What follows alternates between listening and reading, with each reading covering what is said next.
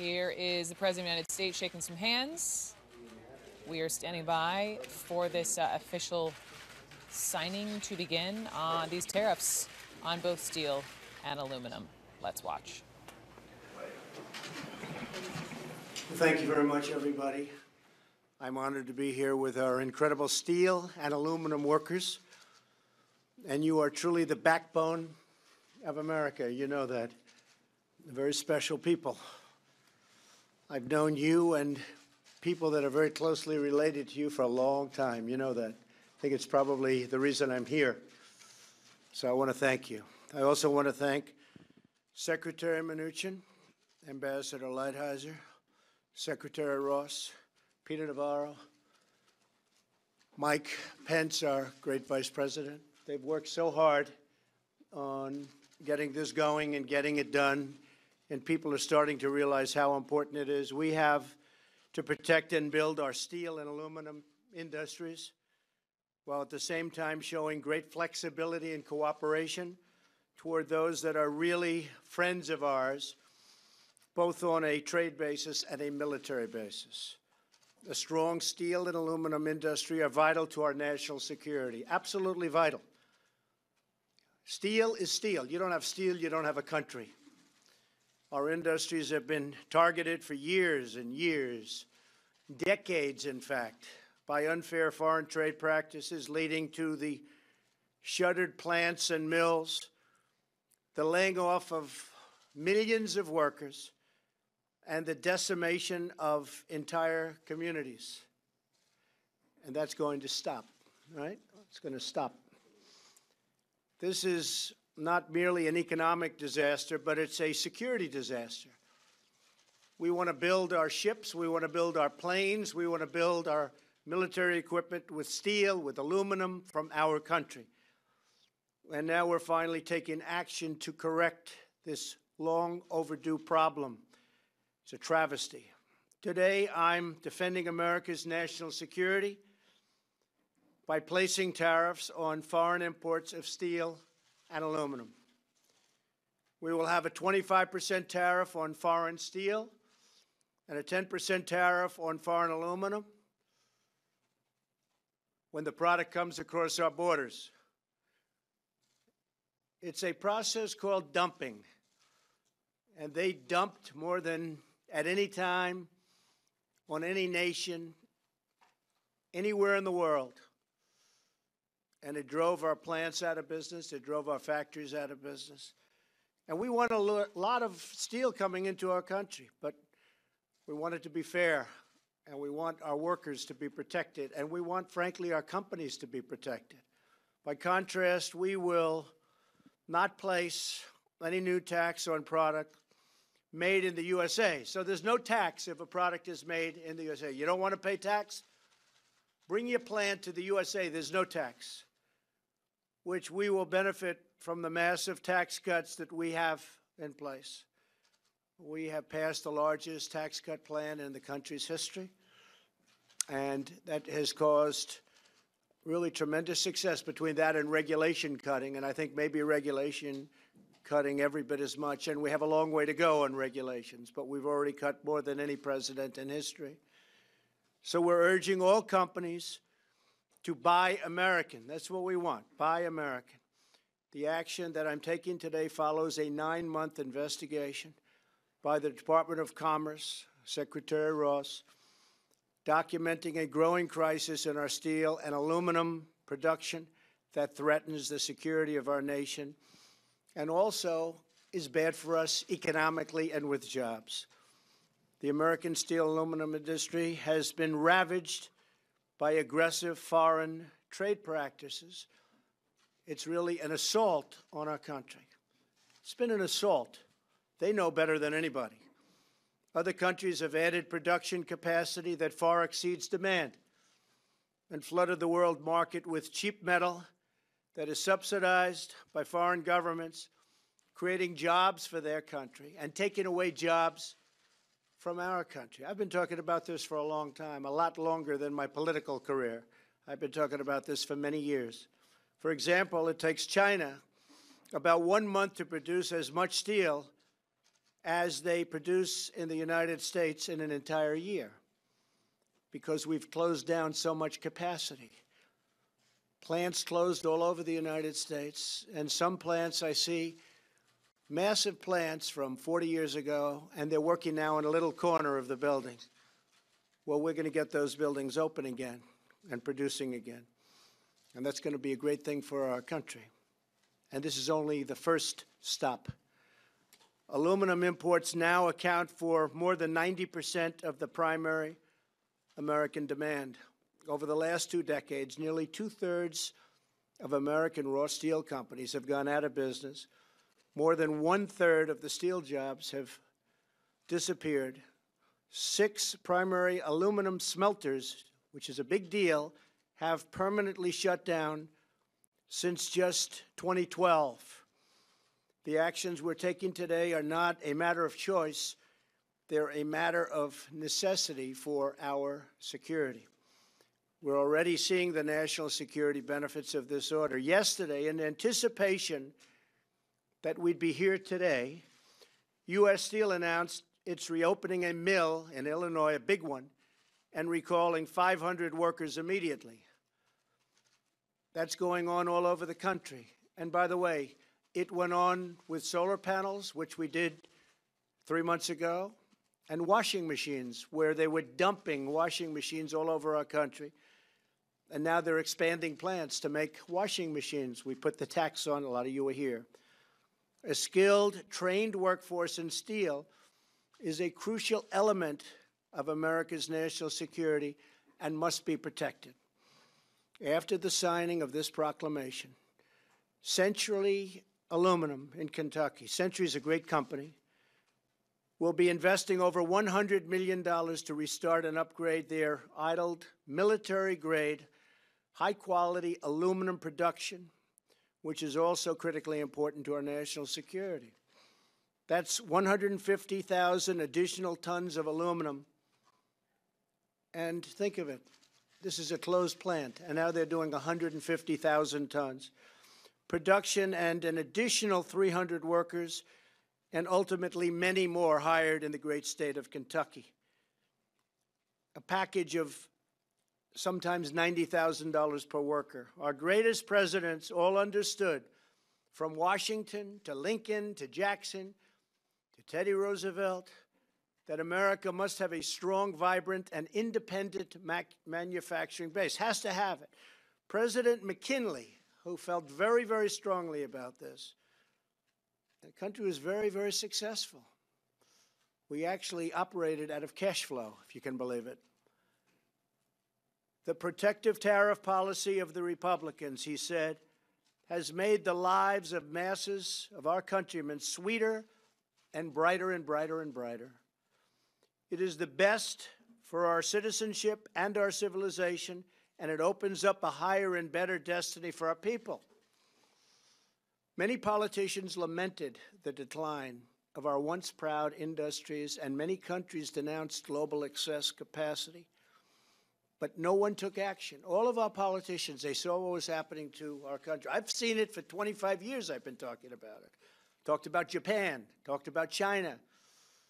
But the politicians never did anything about it. But now they are. Our factories were left to rot and to rust all over the place. Thriving communities turned into ghost towns. You guys know that, right? Not any longer. The workers who poured their souls into building this great nation were betrayed. But that betrayal is now over. I'm delivering on a promise I made during the campaign, and I've been making it for a good part of my life. If I ever did this, I never really thought I would. I said, let's run for president, and look what happened. And part of the reason it happened is you. And my message having to do with you, and other messages also. Security, military, the wall, the border, a lot of good messages, but this was one of the most important. My most important job is to keep American people safe. And as you know, we just had approved a $700 billion military budget. the largest ever, $716 billion next year. That means not only safety, but it means jobs. It also means the use of steel from our country. But if the same goals can be accomplished by other means, America will remain open to modifying or removing the tariffs for individual nations, as long as we can agree on a way to ensure that their products no longer threaten our security. So I've put Ambassador Lighthizer, great gentleman, in charge of negotiating with countries that seek an alternative to the steel and aluminum tariffs. The fact is, we've been treated so badly over the years by other countries. I think really we've been treated very badly by our politicians, by our presidents, by people that represented us that didn't frankly know what they were doing. And we lose $800 billion a year on trade. Every year, $800 billion.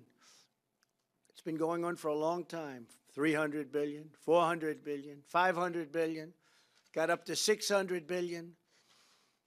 And it keeps going, but it's going to start changing, has to change. We're negotiating now with China. We're in the midst of a big negotiation. I don't know that anything's going to come of it. They have been very helpful. President Xi, I have great respect for, a lot of respect. But I don't know that anything's going to come of that. But we're going to cut down the deficits one way or the other. We have a deficit with China of at least $500 billion. And when you add intellectual property, it's much higher than that. That's a year. At the same time, due to the unique nature of our relationship with Canada and Mexico, we're negotiating right now NAFTA. And we're going to hold off the tariff on those two countries to see whether or not we're able to make the deal on NAFTA. National security, very important aspect of that deal. And if we're making the deal on NAFTA, this will figure into the deal, and we won't have the tariffs on Canada or Mexico. If we don't make the deal on NAFTA, and if we terminate NAFTA because they're unable to make a deal that's fair for our workers and fair for our farmers, we love our farmers, and fair for our manufacturers, then we're going to terminate NAFTA, and we'll start all over again, or we'll just do it a different way. But we'll terminate NAFTA, and that'll be it. But I have a feeling we're going to make a deal on NAFTA. I've been saying it for a long time. We either make a deal or we terminate. And if we do, there won't be any tariffs on Canada, and there won't be any tariffs on Mexico. One other thing, some of the countries that we're dealing with are great partners, great military allies, and we're going to be looking at that very strongly. The tariffs don't go effective for at least another 15 days. And we're going to see who's treating us fairly, who's not treating us fairly. Part of that's going to be military. Who's paying the bills, who's not paying the bills. We subsidize many rich countries with our military. They pay not 100 cents on the dollar, in some cases not 50 cents on the dollar, and they're massively wealthy countries. So we have to stop that. And that will enter into the equation also. Very interesting, I saw a tweet just came in from Elon Musk, who's using our wonderful space facilities and did a great job 3 weeks ago. He said, for example, an American car going to China pays 25% import duty, but a Chinese car coming to the United States only pays 2.5%, a tenfold difference. So an American car going to China, think of that, pays 25% import duty. So we send our car over there, pay 25%. They send their car over here, 2.5%. 10 points, that's from Elon, but everybody knows it. They've known it for years. They never did anything about it. It's got to change. We're going to be doing a reciprocal tax program at some point, so that if China is going to charge us 25%, or if India is going to charge us 75%, and we charge them nothing, if they're at 50, or they're at 75, or they're at 25, we're going to be at those same numbers. It's called reciprocal. It's a mirror tax. So they charge us 50, we charge them 50. Right now, they'll charge us 50, we charge them nothing. Doesn't work. So that's called a reciprocal tax or mirror tax, and we're going to be doing a lot of that. It's the first year, we've really set the stage. A lot of it had to do with structurally, we had to go through certain procedures in order to get to this point, but now we're at this point. American companies have not been treated fairly. And some American companies, frankly, have taken advantage of it and gone to other countries and developed in Mexico massive automobile plants, taking our jobs away and taking our companies down to Mexico to make the cars. And then they send them right across the border without tax, without anything. So we lose the jobs, they make the cars, they get all the benefits, then they sell the cars back into the United States. So we're changing things, and we're going to have a lot of great relationships. I think companies are going to be very happy in the end. I think that countries are going to be very happy. We're going to show great flexibility. And again, many of the countries that treat us the worst on trade and on military are our allies, as they like to call them. So we just want fairness. We just want fairness. We want everything to be reciprocal. And I think in the end, we're going to have a lot of great jobs. We're going to have a lot of great companies all coming back into our country. You see it the other day, Chrysler announced they're leaving Mexico. They're coming back into Michigan with a big plant. You haven't seen that in a long time, folks. You haven't seen that in a long time. So because I sort of grew up with this group of people, I know a lot about the steel industry, and I know a lot about the aluminum industry. We're going to bring them back. I thought maybe a few of you might like to say a couple of words.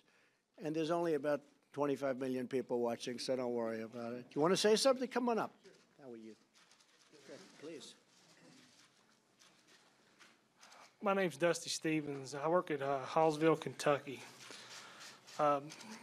Right now we're running at 40% capacity. 2 years ago, we shut down 60% of the capacity when we had a downturn in the market. My father worked in the industry and worked at that plant for 40 years, so this hits home for all of us at Hallsville. By these tariffs going into place, this gives us the ability to come back to 100% capacity, investing over $100 million to our plant, and over 300 and some odd jobs will be brought back to the communities. So I'd like to say thank you. Thank you very much. Thank you very much. Come on over. The one thing also, the quality of our steel is really much higher. It's of a much better quality, which especially for certain things is very, very important. Please. Thank you, Mr. President. Hello, everybody. My name is Scott Sarich. I'm president of Local 2227. And I'd like to tell you a story about my father during the 80s. He lost his job due to imports coming into this country. And I just want to tell you what that does to a man with 6 kids is devastating. So I never forgot that, looking into his eyes in my household, what that does to a family. You hear about it, but when you're actually involved and it impacts you, it'll never leave you. So with that being said, for Herman Sarich, your story didn't end. And for all the people that I represent at my union, I never want to see it happen again. And for these workers and these folks, I appreciate the opportunity, and I'm very humbled with this. So it's very important to us. So I never want to see it happen again. And I say that sincerely from my heart. And I thank you for the opportunity for what you do. Your father's Herman? Herman, sorry. Yes, sir. Yes. Yes. Well, your father, Herman, is looking down. He's very proud of you right now. He's still alive. Oh, he is? Well, then he's even more proud of you. Then he's even more proud. Anybody else? Please, come on up. Let's arm wrestle. Come on. How you doing? My name is Ron Davis, steel worker from Marshall Middle Steel in Conshohocken. Just wanted to say in 2009, my plant supplied a majority of the armor for the Humvees and all the vehicles in theater. And it's sad to say, because all these imports coming in our country, our plant's going to be idled in September. So at one time, our plant had 400 members. We're going to be down to about 71. So these tariffs definitely have an impact, and maybe not for our plant, but for the other plants out there. So appreciate what you're doing. Thank you very on this. much. Thank you. Thank you. Appreciate it. Anybody else? Anybody else? You're okay? You're just going to accept great jobs, right? You're going to be very happy. You're going to see things changing very rapidly. So it's really my honor to start this process. It's going to be a very fair process. It's going to be very fair to other countries, especially those that treat us well. And we look forward to it. And we look forward to having lots of mills opening up, lots of plants opening up, both steel and aluminum, and other things. We'll be doing other things, very positive things. But you are great people. Would you like to take a picture in the Oval Office? I assume you've all been many times into the Oval Office. Come on, let's go and do that. Let's go and do that. Yes, I'm going to do. We'll go into the Oval Office. We're going to sign this up. We'll go into the Oval Office. We'll have a picture, okay? Okay, thank you.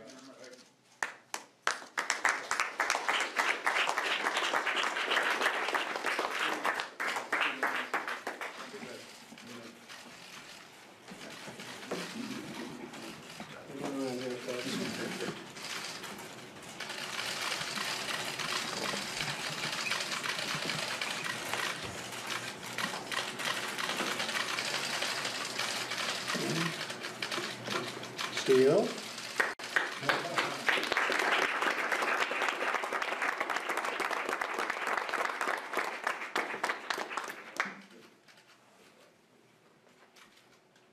Aluminum, you shot?